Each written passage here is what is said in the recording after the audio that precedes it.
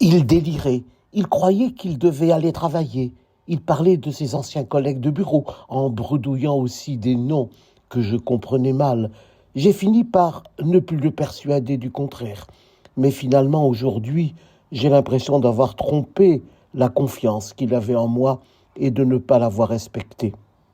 C'est les larmes aux yeux que cette femme, qui avait accompagné pendant 15 ans son époux atteint de maladie d'Alzheimer et qui avait fini par entrer dans son délire en l'écoutant parler au présent de ses anciens collègues de bureau, dont beaucoup avaient disparu. Car dans la maladie d'Alzheimer, des événements du passé que l'on croyait perdus peuvent surgir avec obstination dans la conscience du sujet qui les vit comme s'il s'agissait du présent. Il s'agit d'un délire de mémoire que l'on appelle une ekmnésie. Que faire alors? Doit-on tenter de persuader la personne malade qu'elle se trompe? C'est en règle générale inutile. Le fait de disqualifier la parole de la personne malade peut la rendre perplexe, anxieuse, inquiète.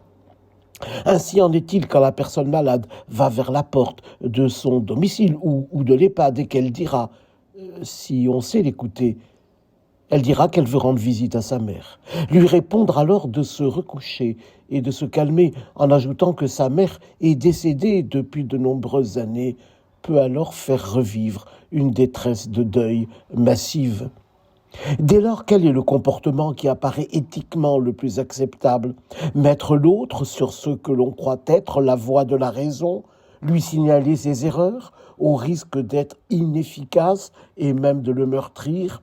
Accompagner l'autre, que l'on soit aidant, proche ou soignant, est-ce répondre à ses questions ou est-ce d'abord accueillir, écouter ses paroles qui décrivent ce qu'il vit et en tout cas ce qu'il pense vivre avec émotion, avec conviction? Pourquoi alors ne pas l'écouter et même l'encourager à évoquer ses collègues de bureau comme s'ils faisaient encore partie du monde de sa vie quotidienne? Pourquoi ne pas écouter ce qu'il a à dire de sa mère qu'il croit pouvoir rencontrer? L'écoute extrait le malade de sa quête solitaire. L'écoute est un partage qui suspend le temps de l'angoisse.